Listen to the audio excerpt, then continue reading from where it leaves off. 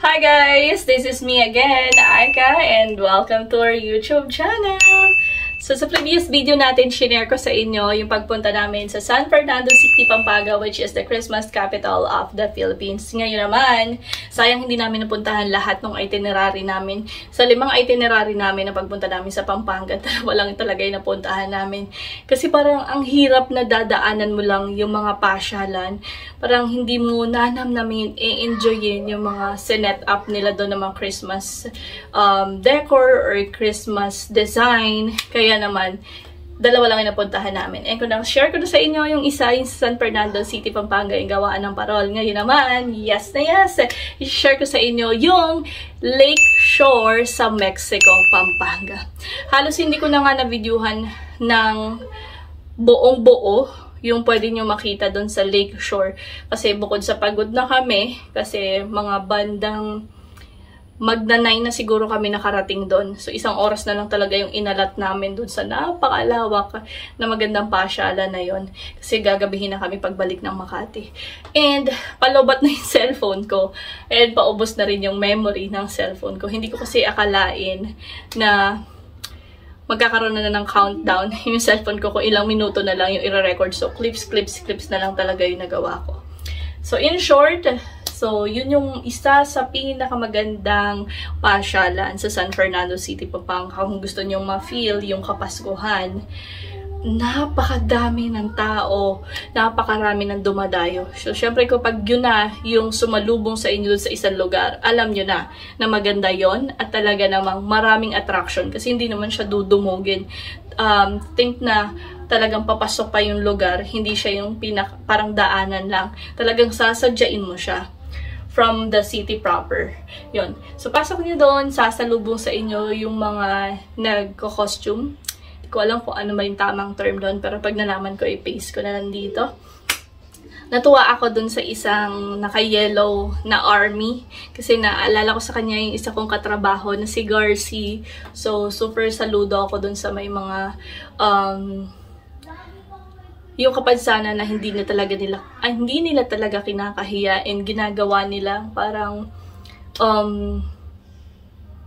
ginagawa nilang advantage yung kanilang mga disabilities compare sa iba na parang kinakahiya, itinatago. Ayan, super love ko talaga si Kuya. Gusto ko na nga siyang yakapin eh.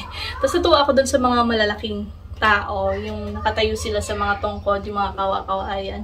Ayan. And then marami din mga kainan. Kasi pagpasok nyo sa pinaka-entrance nila, yun yung dalawang sasalubong sa inyo. Sa left side, yung mga kainan. Then sa right side, nandun yung mga karnabal.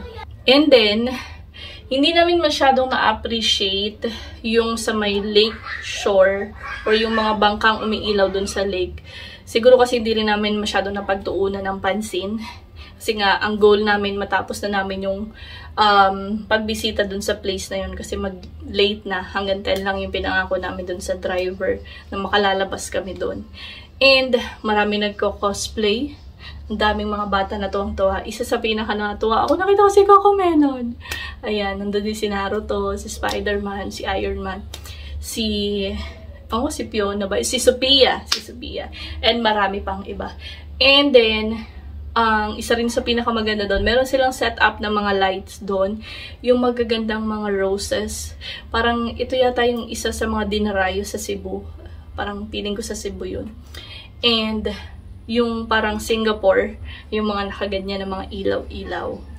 Yun. So, i-share ko sa inyo yung pinakang makikita nyo sa loob. Hindi ko na lang alam kung magdadagdag pa sila ng panibagong setup bago magpasko.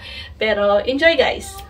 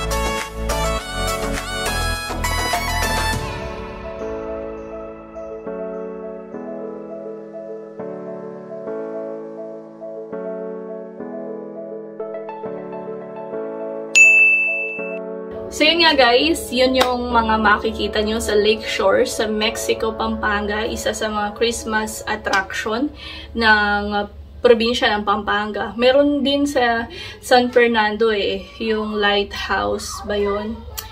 Hindi na namin siya napuntahan. Actually, 3 pa yung di namin napuntahan. Pero doon pa lang sa mga Christmas parol, sa kahabaan ng Jose Abad Santos sa San Fernando and sa Lakeshore sa Mexico. Talagang punong-puno na yung mata namin. Busog na busog na. Sa sobrang gaganda ng mga nakita natin. Pasensya na nga pala sa ingay sa background. Naglalaro yung mga bata. Hindi mapigilan. So, yun lang muna guys for today's video. Super short lang din talaga to dahil super short na rin talaga yung oras ko. Gusto ko lang i-share sa inyo yung ating adventure sa San Fernando City, Pampanga. Next week, sana may mga mabisita pa kami or tayo ng mga design, mga lighting, mga malaglalakihang mga Christmas tree para naman kung sakaling naghahanap kayo ng mga dadayuhin, pupuntahan ng inyong pamilya is mabigyan ko man lang kayo. Or kung meron kayong alam, please comment down below para mabisita natin yan. Please don't forget to follow yung mga Facebook pages ko, yung Brigada Aika Constantino, Aika Loca, and syempre yung Aika Log Sisters and yung aking main account, Aika Constantino. And please don't forget to subscribe and click the notification bell para updated kayo sa ating mga susunod na videos. Yun lamang muna. Thank you guys. Thank you so much sa lahat ng inyong love and support sa ating YouTube channel. Bye-bye!